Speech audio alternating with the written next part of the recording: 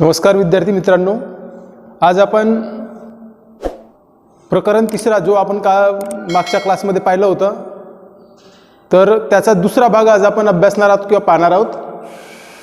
तिसरा प्रकरण 1991 नंतरच्या महत्त्वाच्या संकल्पना आणि समस्या भाग 2। तर भाग 1 मध्ये आपण कशाचा अभ्यास केला होता? पर्यावरण म्हणजे काय ते पाहिलं होतं आपण। आपल्या अवतीभोवती असलेले वातावरण म्हणजे पर्यावरण, त्याच्यामध्ये सजीव आणि निर्जीव अशा दोन्ही घटकांचा समावेश होतो। त्यानंतर पर्यावरणाचे प्रकार पाहिले होते आपण, निसर्ग निर्मित म्हणजे नैसर्गिक पर्यावरण आणि मानवी पर्यावरण किंवा मानव निर्मित पर्यावरण असे दोन प्रकार आपण पाहिले होते। त्यानंतर तिसरा भाग पाहिला होता आपण पर्यावरणाशी निगडित समस्या, पर्यावरणाशी संबंधित समस्या त्याही पाहिल्या होत्या आपण। आणि शेवटचा पॉईंट पाहिला होता संयुक्त राष्ट्र संघटनेने पर्यावरणाचं संरक्षण करण्यासाठी किंवा संवर्धन करण्यासाठी कोणकोणत्या पद्धतीच्या आंतरराष्ट्रीय परिषदांचं आयोजन केलं होतं, तो शेवटचा भाग आपण पाहिलं होतं। आज आपण या प्रकरणाचा दुसरा भाग पाहणार आहोत। दुसरा भाग आहे पहा, कोणता दुसरा भाग? गरिबी आणि विकास ही दुसरी समस्या, मानवतावादी प्रश्न असा आहे ना, नाव काय आहे? 1991 नंतरच्या संकल्पना आणि समस्या मानवतावादी प्रश्न म्हणजे मानवाशी निगडित, मानवाशी संबंधित समस्या कोणकोणत्या आहेत त्या। तर पहिला पाहिला होता आपण पर्यावरण विषयक समस्या, त्यानंतर दुसरी समस्या आपण गरिबी आणि विकास म्हणजे गरिबी। तर गरिबी म्हणजे गरिबीला दुसरा नाव आहे दारिद्र्य असे म्हणतात गरिबीला, आहे ना। तर गरिबी आणि विकास हे दुसरा म्हणजे मानवाशी संबंधित प्रश्न आपण पाहणार आहोत किंवा समस्या पाहणार आहोत। आता गरिबी ही आपल्या देशासमोरील सर्वात मोठी समस्या मानली जाते, कारण बहुतांश लोक गरीब आहेत, बरेचसे लोक गरीब आहेत, तुम्हाला माहीत आहे। तर व्याख्या पाहू आपण, पहिला पॉईंट व्याख्या। गरिबीची व्याख्या काय, दारिद्र्याची व्याख्या काय? गरिबी म्हणजे दारिद्र्य, त्याची व्याख्या काय बघा। गरिबी म्हणजे एखाद्या व्यक्तीची, कुटुंबाची किंवा समाजाची अशी परिस्थिती की जिथे लोकांना स्वतःच्या मूलभूत गरजा भागवणे शक्य नसते किंवा कठीण असते। म्हणजे एखाद्या व्यक्तीला जेव्हा मूलभूत गरज भागवणं शक्य नसते किंवा कठीण असते, तर त्या परिस्थितीला काय म्हणतात? गरिबी किंवा दारिद्र्य असे म्हणतात। म्हणजे साधी आणि सोपी व्याख्या ही, म्हणजे एखाद्या व्यक्तीला जर आपली मूलभूत गरज, आता मूलभूत गरजा कोणकोणत्या आहेत तुम्हाला माहिती आहे, सर्वांना माहिती आहे मूलभूत गरजा कोणकोणत्या आहेत। मानवाच्या मूलभूत गरजा कोणत्या? तर कोणकोणत्या आहेत? अन्न, वस्त्र, निवारा, शिक्षण, आरोग्य, आहे ना, ह्या काय आहेत? मानवाच्या मूलभूत गरजा आहेत। त्या मानवाच्या मूलभूत गरजा जर तो माणूस पूर्ण करताना त्याला जर अडचणी येत असतील किंवा तो शक्य होत नसेल, आपल्या मूलभूत गरजा पूर्ण करणं जर शक्य होत नसेल किंवा कठीण जर जात असेल, तर त्याला म्हणतात गरीब। तो गरीब माणूस झाला, त्याला त्या परिस्थितीला काय म्हणतात? गरिबी किंवा दारिद्र्य। दारिद्र्य म्हणजेच गरिबी, म्हणजे एखाद्या व्यक्तीची किंवा कुटुंबाची किंवा समाजाची अशी परिस्थिती की जिथे काय मूलभूत गरजा भागविणे काय नसते, शक्य नसते किंवा कठीण असते। म्हणजे मूलभूत गरजा भागवता येत नाही, त्याच्याकडं सोर्स ऑफ इन्कम नसते असं म्हणू शकतो आपण, उदरनिर्वाहाचं साधन नसते किंवा त्याला रोजगार नसते आणि त्यामुळं त्याला स्वतःच्या मूलभूत गरजा पूर्ण करता येत नाही, तर अशा परिस्थितीला काय म्हणतात? गरिबी किंवा दारिद्र्य असे म्हणतात। त्यानंतर संयुक्त राष्ट्राने गरिबीची कोणती व्याख्या केली आहे बघा, ही व्याख्या महत्त्वाची आहे, लक्षात ठेवायची ही। गरिबी म्हणजे साधी आणि सरळ व्याख्या झाली, म्हणजे एखाद्या व्यक्तीला जर आपली मूलभूत गरज पूर्ण करता येत नसेल किंवा ती मूलभूत गरज पूर्ण करताना कठीण जात असेल ते मूलभूत गरज पूर्ण करणं, तर त्याला म्हणतात गरिबी। तर संयुक्त राष्ट्राने कोणती व्याख्या केली? गरिबी म्हणजे शाश्वत जीवन जगण्यासाठी मिळकती म्हणजे काय होते? कमाईचा व उत्पादक साधन म्हणजे काय? तर उदरनिर्वाह करण्याचं साधन, त्याला म्हणतात उत्पादक साधन। त्याचा काय असते? अभाव असते। अभाव म्हणजे कमतरता असते। अभाव म्हणजे काय होते? कमतरता, म्हणजे त्याच्याजवळ मिळकतही नसते, म्हणजे कमाई नसते आणि कमाईचा कोणताही साधन नसते, तर त्या परिस्थितीला गरिबी म्हणतात। तर ही व्याख्या कोणी केली आहे? संयुक्त राष्ट्र संघटनेने व्याख्या केली आहे, संयुक्त राष्ट्राने केलेली व्याख्या बघा। गरिबी म्हणजे शाश्वत जीवन जगण्यासाठी मिळकतीचा म्हणजे कमाईचा व उत्पादक साधनांचा अभाव होय। अभाव म्हणजे काय होते? कमतरता, म्हणजे एखाद्या व्यक्तीजवळ जर उत्पन्नाचं कोणतंही साधन नसेल किंवा कोणत्याही प्रकारची मिळकत किंवा कमाई नसेल त्या व्यक्तीला, तर तो व्यक्ती गरीब झाला आणि अशा परिस्थितीला काय म्हणतात? गरिबी असे म्हणतात। ही कोण व्याख्या केली आहे? संयुक्त राष्ट्राने, म्हणजे संयुक्त राष्ट्र संघटना, UNO, युनायटेड नेशन ऑर्गनायझेशन, यानं ही गरिबीची व्याख्या केलेली आहे। तर त्यानंतर बघा पॉईंट नंतरचा, दोन दृष्टिकोन आहेत गरिबीविषयीचा, दोन दृष्टिकोन. तर गरिबीविषयीचा पहिला दृष्टिकोन कोणता? पारंपरिक दृष्टिकोन. गरिबीविषयीचा पारंपरिक दृष्टिकोन. आता यामध्ये काय सांगितलंय पहा, यामध्ये व्यक्तीच्या मूलभूत गरजांच्या अभावावर भर दिलाय. या दृष्टिकोनामध्ये काय दिलाय? व्यक्तीच्या मूलभूत गरजा. मूलभूत गरजा तुम्हाला माहिती आहे, अन्न, वस्त्र, निवारा, शिक्षण आणि आरोग्य. ह्या मूलभूत गरजांचा काय असतो? अभाव असतो, कमतरता असते. म्हणजे त्याला त्या मूलभूत गरजा पूर्ण करता येत नाही किंवा त्याच्याजवळ त्या मूलभूत गरजा नसतात. कोणता दृष्टिकोन सांगतो? पारंपरिक दृष्टिकोन सांगतो. काय सांगतो? व्यक्तीच्या मूलभूत गरजांचा अभाव असते, म्हणजे काय असते? कमतरता असते. आणि हा दृष्टिकोन कशावर केंद्रित करतो? लक्ष बघा, व्यक्तीच्या उत्पन्नावर लक्ष केंद्रित करतो. म्हणजे एखाद्या व्यक्तीचा उत्पन्न एकही नसेल किंवा खूप कमी जर असेल, वार्षिक उत्पन्न म्हणतो आपण, वार्षिक मिळकत, वार्षिक कमाई जर त्याची कमी असेल तर तो झाला गरीब. आणि हा दृष्टिकोन सांगतो, पारंपरिक दृष्टिकोन ह्या दोन गोष्टीवर भर देतो, लक्षात ठेवायचं. व्यक्तीच्या मूलभूत गरजांचा अभाव म्हणजे व्यक्तीच्या मूलभूत गरजांची कमतरता. म्हणजे कमतरता म्हणजे काय होते? अभाव. अभाव म्हणजेच कमतरता. म्हणजे त्या कशा असतात? मूलभूत गरजा त्याच्याजवळ नसतात किंवा कमी प्रमाणात असतात. तर मूलभूत गरजा कोणत्या? त्याच अन्न, वस्त्र, निवारा आणि शिक्षण, आरोग्य. ह्या मूलभूत गरजांचा काय असतो? अभाव असतो. आणि दुसरा काय सांगतो पारंपरिक दृष्टिकोन? व्यक्तीच्या उत्पन्नावर लक्ष केंद्रित करतो. हा लक्षात ठेवायचा, व्यक्तीच्या उत्पन्न म्हणजे मिळकत, कमाई, त्या व्यक्तीची कमाई किती आहे, हा दृष्टिकोन याच्यावर लक्ष केंद्रित करतो, या दोन गोष्टीवर.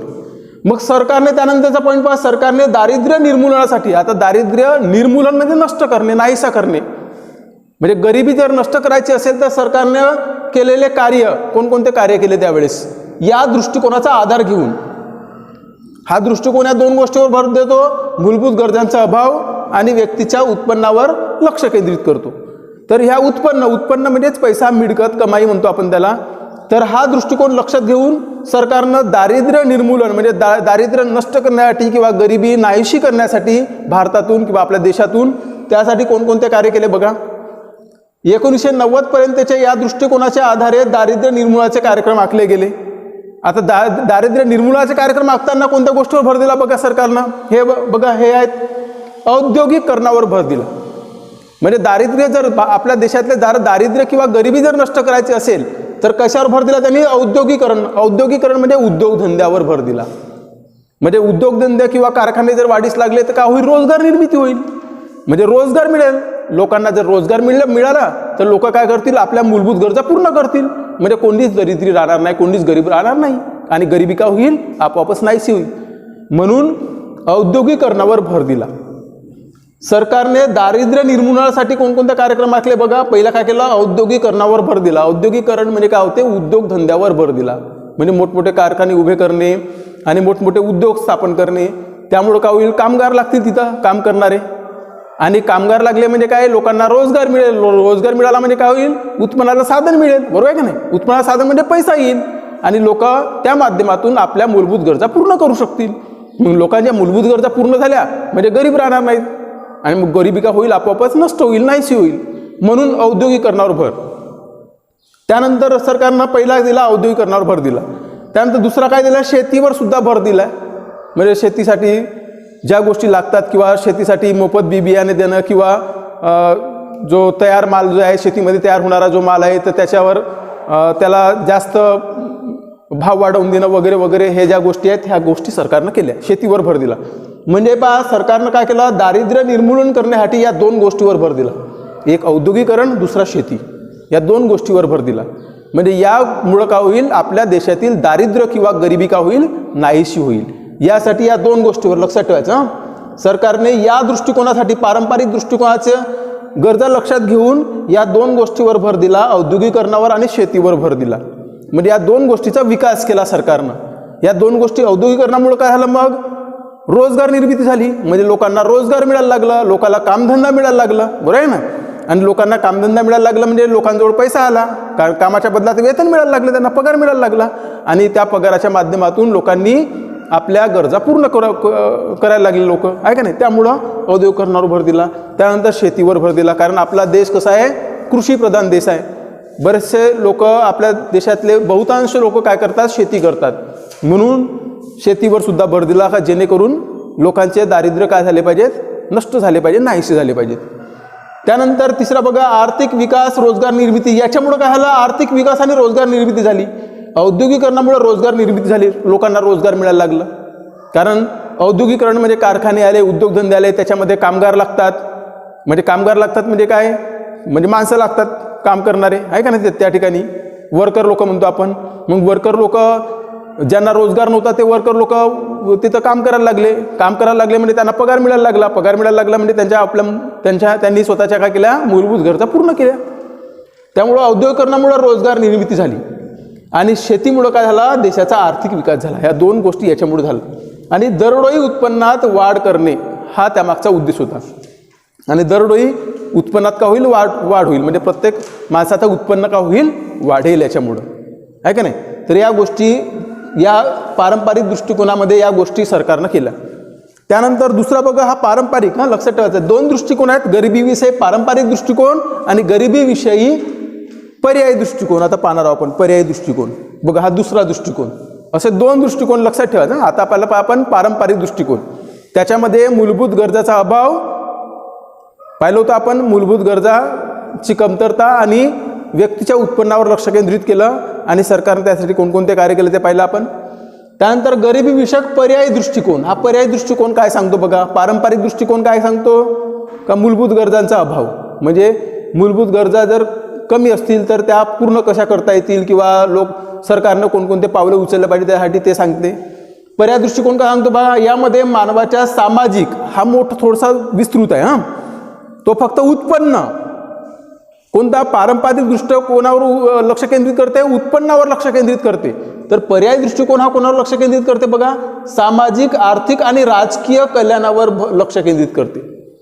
म्हणजे प्रत्येक व्यक्तीचा सामाजिक, आर्थिक आणि राजकीय विकास झाला पाहिजे, राजकीय हित लक्षात घेऊनच त्याच्यावर काम करून राहिले गव्हर्नमेंट किंवा सरकार काम करत आहे. मानवाच्या सामाजिक, आर्थिक आणि राजकीय कल्याणावर भर देते हा दृष्टिकोन पर्यायी दृष्टिकोन. म्हणजे निव्वळ उत्पन्न नाही. पारंपरिक दृष्टिकोन फक्त उत्पन्नावर लक्ष केंद्रित करत होता, आता इथं हा वाढला, सामाजिक, आर्थिक आणि राजकीय या तिन्ही बाबीवर काय करून राहिला आहे, भर देऊन राहिला आहे. कोणता दृष्टिकोन, पर्यायी दृष्टिकोन. आणि त्यानंतर दुसरा पॉईंट पहा, समाजाच्या उपेक्षित घटकाला, समाजाचा उपेक्षित घटक म्हणजे गरीब घटक, उपेक्षित म्हणजे गरीब या ठिकाणी लक्षात ठेवायचं. म्हणजे समाजातल्या गरीबातल्या गरीब जर माणूस असेल तर त्याही घटकाला सार्वजनिक धोरणामध्ये सहभाग वाढला. त्याच्यामुळं या गोष्टीवर लक्ष, म्हणजे त्याचा सार्वजनिक किंवा सरकारी धोरणामध्ये त्याचा सहभाग वाढला पाहिजे, यासाठी सरकारनं काय केलं, प्रयत्न केले या पर्यायी दृष्टिकोनामध्ये. ठीक आहे. त्यानंतर बघा, भारतातील गरिबी आणि विकास प्रक्रिया. आता आपण या ठिकाणी विकास प्रक्रिया म्हणजे भारतातील गरिबी कशी नष्ट करता येईल किंवा भारतातील गरिबी नाहीशी करण्यासाठी किंवा दारिद्र्य निर्मूलन करण्यासाठी विकास प्रक्रिया कोणती राबवली गव्हर्नमेंटनं किंवा भारत सरकारनं, कोणकोणत्या पद्धतीचा विकास प्रक्रिया राबवली ती.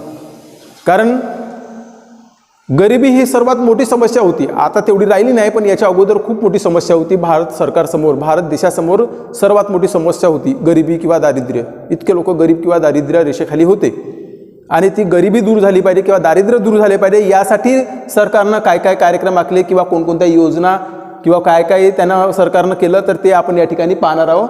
याच्यामध्ये पहा, भारताच्या विकास प्रक्रियेचे 3 महत्त्वाचे पैलू लक्षात ठेवायचा. महत्त्वाचा प्रश्न आहे हा. 3 महत्त्वाचे पैलू म्हणजे कोणत्या याच्यावर भर दिला भारतानं किंवा भारत सरकारनं गरिबी नष्ट करण्यासाठी किंवा आपला भारताचा विकास झाले पाहिजे यासाठी भारत सरकारनं कोणत्या गोष्टीवर लक्ष केंद्रित केलं बघा. तर पहिला आहे हा अर्थव्यवस्थेचे आधुनिकीकरण. अर्थव्यवस्थेला का केलं, आधुनिक केलं. म्हणजे अर्थव्यवस्थेमध्ये एक प्रकारचं परिवर्तन घडवून आणलं. कशाच्या माध्यमातून, या औद्योगिकरणाच्या माध्यमातून. पहा, अर्थव्यवस्थेचे आधुनिकीकरण म्हणजे औद्योगिकरण तसंच आहे. म्हणजे याच्या अगोदर औद्योगिकरण, याच्या अगोदर फक्त शेती, हा एका शेतीवरच भर होता गव्हर्नमेंटचा. पण त्यानंतर आपल्या देशाचा विकास झाला पाहिजे, त्यानंतर सर्व लोकांना काम मिळालं पाहिजेत, कामगार वाढले पाहिजेत, म्हणजे रोजगार निर्मिती वाढली पाहिजेत, यासाठी गव्हर्नमेंटनं काय केलं, औद्योगिकरणावर भर दिलं. आणि औद्योगिकरणावर भर दिल्यामुळं काय झालं बघा, रोजगाराची काय झाली, निर्मिती झाली, रोजगार निर्मिती झाली. औद्योगिकरण म्हणजेच काय होते, उद्योगधंदे किंवा कारखाने हे जास्तीत जास्त प्रमाणात उभे करणे, त्याला औद्योगिकरण म्हणतात. उद्योगधंदे काढणे किंवा मोठमोठे कारखाने काढणे, फॅक्टरी वगैरे म्हणतो आपण, ते काढणे की जेणेकरून काय होईल, रोजगाराची निर्मिती होईल. रोजगार निर्मिती म्हणजे लोकांना काम मिळेल. रोजगार निर्मिती म्हणजे काय होते, लोकांना काम मिळेल आणि कामाच्या बदल्यात त्याला वेतन मिळेल, पगार मिळेल. आणि जर त्याला पगार मिळाला किंवा कामाच्या मोबदल्यात जर त्याला पैसा मिळाला तर तो आपल्या गरजा पूर्ण करेल आणि त्यामुळं गरिबी राहणार नाही. हा त्यामागचा दृष्टिकोन गव्हर्नमेंटचा. म्हणून गव्हर्नमेंटनं औद्योगिकरणावर का दिला, भर दिला. त्याच्यामुळं काय झाली, रोजगाराची निर्मिती झाली, रोजगार निर्मिती झाली. म्हणजे लोकांना काम मिळायला लागलं, त्या उद्योगधंद्यामध्ये काम मिळायला लागलं. त्यानंतर दुसरा काय केलं गव्हर्नमेंटनं, अर्थव्यवस्थेचे आधुनिकीकरण पाहून आलं. हे विकास प्रक्रियेचे 3 पैलू, महत्त्वाचे 3 पैलू आहेत ह्या विकास प्रक्रियेचे. म्हणजे गरिबी नष्ट व्हावी आणि भारताचा विकास झाला पाहिजे, प्रत्येक व्यक्तीचा विकास झाला पाहिजे. यासाठी काय केलं सरकारनं, अर्थव्यवस्थेचे आधुनिकीकरण हा पहिला पॉईंट आहे. याच्यामध्ये काय केलं, औद्योगिकरणावर भर दिला. औद्योगिकरण झाल्यामुळं काय झालं, उद्योगधंदे वाढले, उद्योगधंदे किंवा कारखाने वाढले. त्याच्यामुळं काय झालं, रोजगाराची निर्मिती झाली, रोजगार निर्मिती झाली.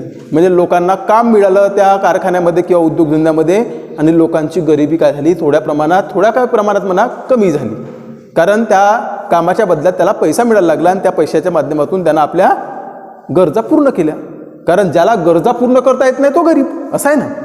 साधी सरळ व्याख्या कशी आहे, का एखाद्या व्यक्तीला जर आपल्या गरजाही पूर्ण करता येत नसेल किंवा गरजा पूर्ण करणं कठीण जर जात असेल तर त्याला गरिबी म्हणतात.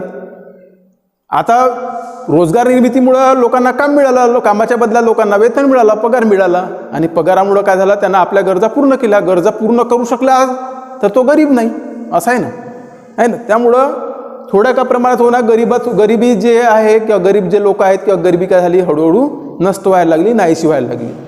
त्यानंतर बघा या पहिल्याच पॉईंटमधला, लघु उद्योगापेक्षा, लघु म्हणजे लहान उद्योगापेक्षा मोठ्या उद्योगावर भर दिला गव्हर्नमेंटनं. मोठे उद्योग काढले, लहान उद्योग. कारण जेवढे मोठे उद्योग असतील तेवढे जास्त कामगार लागतील, म्हणजे जास्त जणांना काम मिळेल, म्हणजे काय होईल, रोजगार निर्मिती होईल, रोजगार मिळायला लागेल त्यांना. म्हणून मोठ्या उद्योगावर भर दिलं, लहान उद्योगापेक्षा मोठ्या उद्योगावर भर दिलं. त्यानंतर तिसरा पॉईंट बघा याच्यातला अर्थव्यवस्थेच्या आधुनिकीकरणामध्ये पहिला औद्योगिकरणावर भर, त्यानंतर लघु उद्योगापेक्षा मोठ्या उद्योगावर भर दिला. त्यानंतर कृषी क्षेत्राऐवजी औद्योगिकरणाला महत्त्व देण्यात आले. म्हणजे शेतीपेक्षा औद्योगिकरणाला जास्त महत्त्व दिले. कारण औद्योगिकरणामुळं काय व्हायला लागलं, औद्योगिकरणामुळं देशाच्या उत्पन्नात वाढ झाली आहे ना. आणि देशाच्या उत्पन्नात वाढ झाली, देशाचा विकास व्हायला लागला आणि लोकांनाही काय मिळायला लागला, रोजगार मिळायला लागला औद्योगिकरणाच्या माध्यमातून. आणि म्हणून काय झाला, देशाचा विकास झाला आणि जे गरीब जे लोक आहेत तर त्यांनाही एक उदरनिर्वाहाचं साधन प्राप्त झालं. म्हणून कृषी क्षेत्राऐवजी औद्योगिकरणाला जास्त महत्त्व देण्यात आलं याच्यामध्ये. हे सर्व केल्यानंतर हे गव्हर्नमेंटनं केलं, अर्थव्यवस्थेचे आधुनिकीकरण केलं. अगोदर काय होतं, हे करण्या अगोदर कृषी किंवा शेतीला जास्त महत्त्व होते. पण आधुनिकीकरण केलं म्हणजे काय केलं, औद्योगिकरण आणलं, लहान उद्योगापेक्षा मोठ्या उद्योगावर जास्त भर दिला आणि कृषी क्षेत्राऐवजी म्हणजे शेतीच्या ठिकाणी औद्योगिकरणाला म्हणजे उद्योगधंदे आणि कारखान्याला जास्त महत्त्व दिलं. त्यानंतर दुसरा बघा, पहिला पैलू झाला हा. त्यानंतर दुसरा पैलू आत्मनिर्भरता. म्हणजे देशातली गरिबी नष्ट झाली पाहिजे, देशाचा विकास झाला पाहिजे, यासाठी सरकारनं काय काय केलं, कोणकोणती विकास प्रक्रिया करून घडवून आणली किंवा काय काय केलं, कसा विकास केला. तर पहिला आपण अर्थव्यवस्थेचे आधुनिकीकरण पाहिलं. सेकंडमध्ये आत्मनिर्भरता म्हणजे स्वावलंबन असं होतं याचा. म्हणजे आत्मनिर्भर म्हणजे काय, स्वावलंबी बना म्हणजे स्वदेशीच, म्हणजे आपल्याच देशातला, फक्त दुसऱ्या देशातली काही गरज नाही. आणि स्वावलंबी व्हायचा, सेल्फ डिपेंड म्हणतो आपण त्याला म्हणतात आत्मनिर्भरता. तर आत्मनिर्भरतेवर भर दिलं गव्हर्नमेंटनं. म्हणजे आत्मनिर्भरता म्हणजे जर कारखाने किंवा लहान मोठे उद्योग जर काढायचे असेल तर ते स्वतःचे काढायचे, देशातलेच लोक काढतील, दुसरे येऊन काढणार नाही किंवा दुसऱ्या देशातले येऊन काढणार नाही.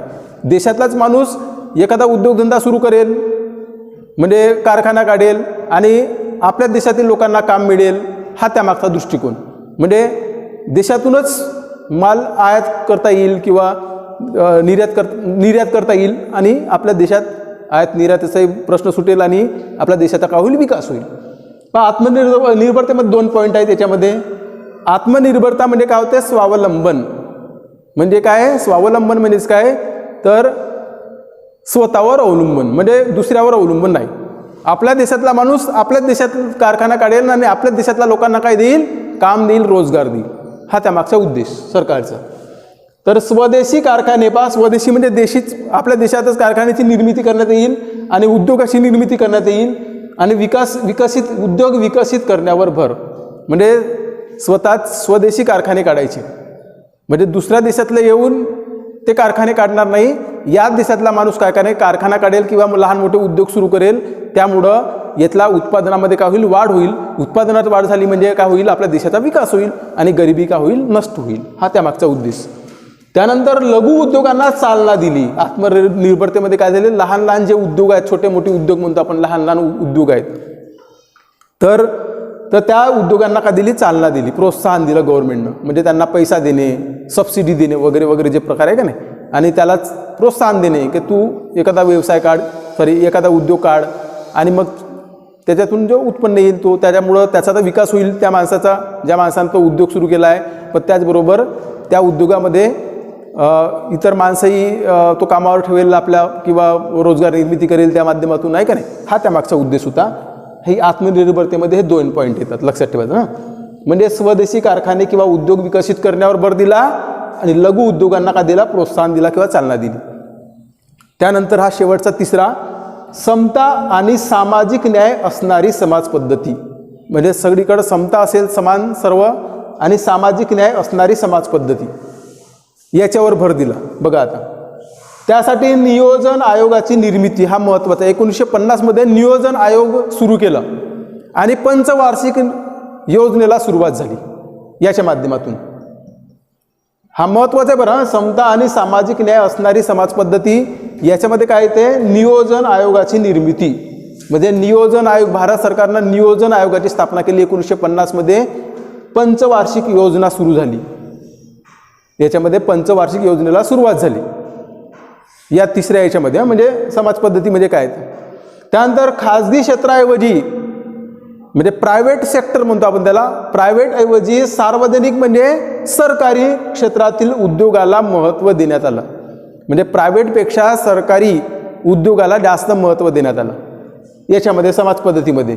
आणि रोजगार निर्मिती करण्यावर भर, आणि हा तिसरा आहे रोजगार निर्मिती करण्यावर भर, म्हणजे समता आणि सामाजिक न्याय असणारी समाज पद्धतीमध्ये रोजगार निर्मिती करण्यावर जास्त भर देण्यात आला.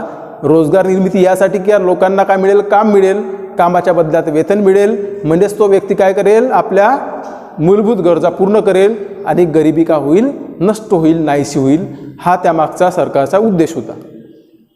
तर या ठिकाणी आपण इथंच थांबणार आहोत. त्यानंतर आपण पुढच्या व्हिडिओमध्ये किंवा पुढच्या क्लासमध्ये आपण नंतरचा भाग, शेवटचा भाग पाहणार आहोत. धन्यवाद.